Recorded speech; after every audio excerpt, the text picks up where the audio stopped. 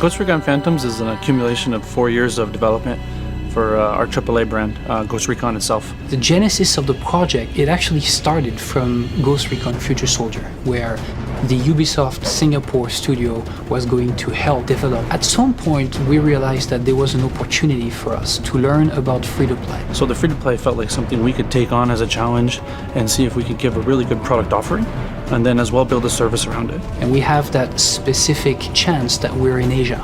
And as you know, free-to-play, the model was born in Asia. As game developers, for us it's very exciting to learn new things. We've been making AAA stuff for quite some time, and it's good to take a new challenge. And free-to-play would be one of them. And so gradually we moved away from Ghost Recon Future Soldier, and we created our own game called Ghost Recon Online, and that was about 4 years ago. GRO has a lot of differences in terms of core gameplay with GRFS. So map design, the class abilities, so we basically redid the whole thing from scratch. The day I got the phone call, myself, I was hired to build an entire online services for Ghost Recon. The company at that point in time was learning what creating live services was. We had to build an entire blueprint program, as well as all the material and all the support, and hire the right staff. It was a very, I think, difficult process, but at the same time, it was fairly exciting because the industry is going towards a pay-as-you-go structure. It felt like we had a lot of freedom to experiment and learn and build what we think is best for this type of production. We try to be true to the roots of Ghost Recon and to the tactical nature of the game, whilst innovating because we're doing something that is brand new. It's very challenging to create something new out of an established brand. The challenge is to actually find that fine line between innovation, doing something different, and respecting the brand. I think building this product was in fact a bit of an experiment on the creative side, as well as trying new things. I think the idea of building online is you gotta be willing to try new things. You need to be able to fail to learn. Going through Ghost Recon Online and then Ghost Recon Phantom is a great opportunity to learn and to grow because there was so much that we didn't know as a team. I feel proud, and in the end I think we came up with something that's innovative but within the brand. I think working on the Ghost Recon brand is a great privilege for everyone on the team, and for me particularly as a producer. It's also, with great power comes great responsibility. You have to hold up a very great level of quality, and you can't compromise with quality. So our job is to not only learn and teach ourselves, but we're supposed to learn and teach the executives, learn and teach the management staff, as well as other products, so they can take the learning lessons, implement them in theirs, and then take it forward.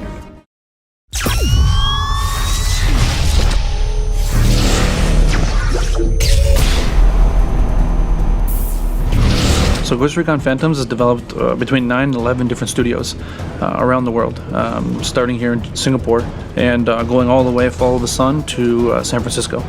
Being based in San Francisco, occasionally you come face to face with the time differences. We've really come to grips with this, and now we have alternating meetings. In Blue Byte, we cover a lot of disciplines, which means the European operation is pretty much covered from here. Right now, a lot of the software today, a lot of the video games today is built around the world with different hands. The challenge comes with having a standard set of practices and a standard set of communication tools. After sending messages in bottles to Singapore, which turned out not to be too effective, we tried more traditional tools, for example, like Skype. Messages in bottles. If the Germans sent messages in bottles, the issue is it's written in German. Working on such a multicultural team is a phenomenal advantage, but it's also a challenge. A challenge from a linguistic perspective because everybody has to be able to converse with each other, but we're patient with each other and we learn how to communicate. We build a product that's not just built for our particular region of the world. We're building a product for North America, for Europe, but also many other parts. And in order to do that, you need to be able to take input from these different people in these different places. So during the closed beta, there was definitely a lot of work involved. And it was very challenging, but I think it was also a really exciting time for the entire team. Who told you we even had difficulties in the closed beta? Closed beta is terrifying. You turn the service on and you don't know if the servers are going to go down. You don't know if a script's going to fail. You don't know if a character's going to have a bug and animate the wrong way. It's your first real feedback from a very demanding audience, and it can come as a bit of a shock if you're not used to it, but it's also what makes it so genuine and so true. Ubisoft has been amazing with us. They have been extremely patient and very understanding of the type of challenge that they had asked us to go through. The pressure from the management team was make sure you're learning the right lessons and don't learn them over and over and over again. Try to learn and then iterate from that and grow.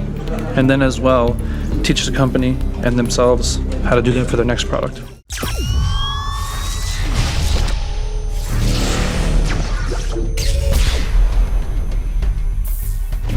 When you say Tom Clancy, you say plausible near-future conflict, and that's what Ghost Recon Phantoms is about. Ghost Recon Phantoms, we feel, does bring the realism to the battlefield. It's not science fiction, it's something that people could expect to really happen, and this is really what Clancy and Ghost Recon are about. In visual art, matching form with function makes something believable. That's what separates something that's modern from something sci-fi. Modern is something that we can relate to. When we say plausible near-future conflicts, we have to look at how the world is, and that's what we've been trying to do with Ghost Recon Phantoms. The world is no longer black and white, it's grey. We can see a blurring of the dichotomy between dark and light, good versus evil. Now we will see a lot more internal conflicts. You have rival factions. On one side, the Ghosts, on the other side, the Phantoms. Ghosts traditionally are fighting to protect the interests of the US government. On the other side, the Phantoms wants to fight to protect the interests of the US citizens.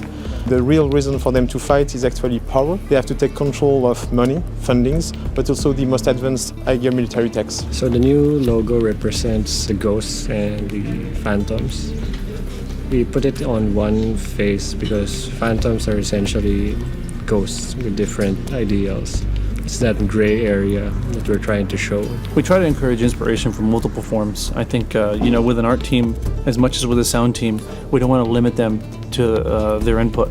We want them out in the wild, I guess you could say. We don't stick to one source because the technology that we're tracking actually evolves so fast that first time we saw one piece of technology, it already evolved into a commercial version today. We have military consultants working for us to make sure that the degree of plausibility, especially on the weaponry and the technological aspect, is correct.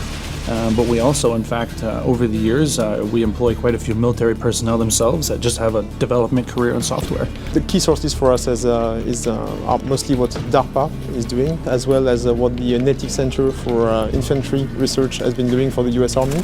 And from there we derive how something actually works, and then we extract that and simplify it into what we have now. We meet with Marlo, the art director, every day, because it's very important that what we are trying to do from a concept, from an abstract standpoint, is clearly expressed from a visual standpoint. Working with a marketing team and having creative constraints can sometimes be a good thing. So having those type of constraints actually helps us to extract more ideas from our sources. I am passionate about military history and military technology in the game. I like realism in the game in this regard. I'm interested in how things work and how can you make it simpler and available to a wider audience. We have a little bit of adversity rested in the World Wars with the French. They gave the Americans their history, but we gave the French their freedom. Don't tell it to anybody, but the biggest issue that we have is core refactor is F French and don't want to acknowledge it.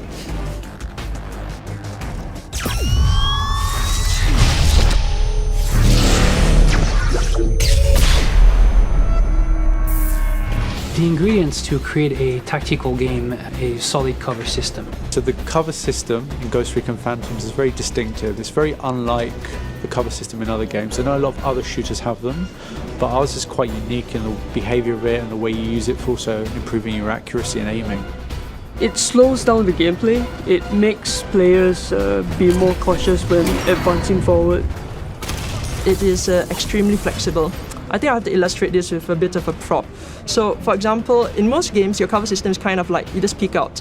That's all you do. But for us, you're allowed to peek all the way around. So you can even peek over and you kind of sweep the area under it.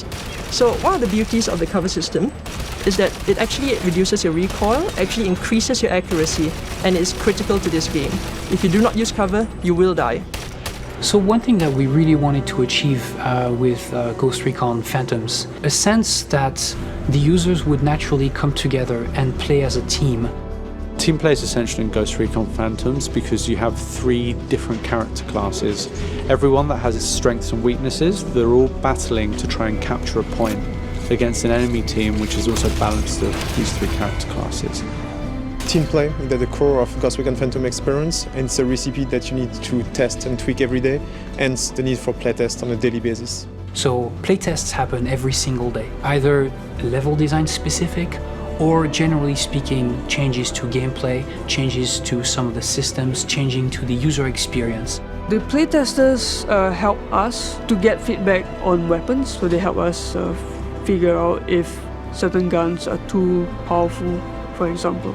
Devs will be basically running the game, they'll be giving opinions, and then they'll come back to me and say, okay, so this is what the guns are. They feel a bit underpowered. This particular weapon just doesn't feel right. The recoil is too high, perhaps. And after we collate all this experience, we just have an analysis, and beyond which we go, okay, I think we know what to do, and then we'll try it again until such time that everyone is satisfied, and we go, okay, perhaps the players get a shot at it now. We don't push something out if we don't feel it makes sense in our game. The playtest feedback comes back strong enough that it's not right, then we will adapt it till we feel that we reach a sweet spot where it's something that makes sense for us as a business and makes sense for our users as something that they can enjoy as well. My favorite gun in the game, I would say, is the Nemesis. It's a 50 caliber sniper rifle, it pops hits in a single shot, and it's a really slow gun. And just by the sound of it, okay, this guy killed me with this Nemesis rifle, and you know, he raged. So he knows by just listening and dying to this sound of this gun, this player has bought this gun. It was actually a real challenge creating this gun because it's like you need to have a balance of the super high damage. At the same time, you don't really want the experience where you shoot a player in the body and the player dies immediately. So it's kind of a delicate balance between the two. We're always creating guns with a clear intention in terms of design, but very often the community and the way they're playing the gun is quite different. And that's what's so interesting with the players and the community. They always surprise us.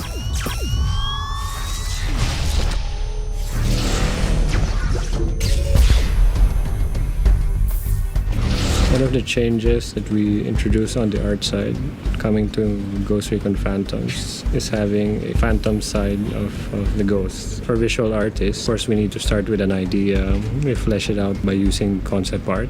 Basically, concept art will help us to channel the idea, the color, through the management. Let everyone alert them what we are doing, what will the end product looks like. Talking about the maps, it's coming from the concept art and the direction from the art director, of course it's Marlo. And then from there we're going to translate his idea, his visions into the games, the Ghost Recon Phantoms. And what I'm doing, I work closely with the technical artists. We set up the tools, we iterate the tools to make the artist's life make it easier. It's also when we start from level design, it's all about making something fun. And when the artist comes in, it's all about making the level design invisible to the player. It needs to feel like it's a real place. It's not designed by someone. I'm just here and trying to capture a point. We have one new map for Ghost Recon Phantom. It's called Dr. Wilson's Art Gallery. It's a spiral map, it's display art, and then the location is based on Taiwan. It's pretty interesting. It was an existing map. We are trying to relight it on our new lighting system. In this Ghost Recon Phantoms, we try to push all of the new technology into existing map. All of the new lighting happen in all of the maps instead of just the new maps. So I can't wait to see what your guys' reaction about the new maps, the new lighting. Should be super excited. One of the major challenges that the art team has faced would be the constant improvement of our pipelines. Because once we start shipping more and more packs and hats, we will run into this difficulty of creating something that's fresh, but also within the brand. We are not a fantasy or a cartoony game, and we're fairly hardcore military shooter. And we need to find that balance between creating something that's appealing and something that's still believable and something that fits the Tom Clancy brand.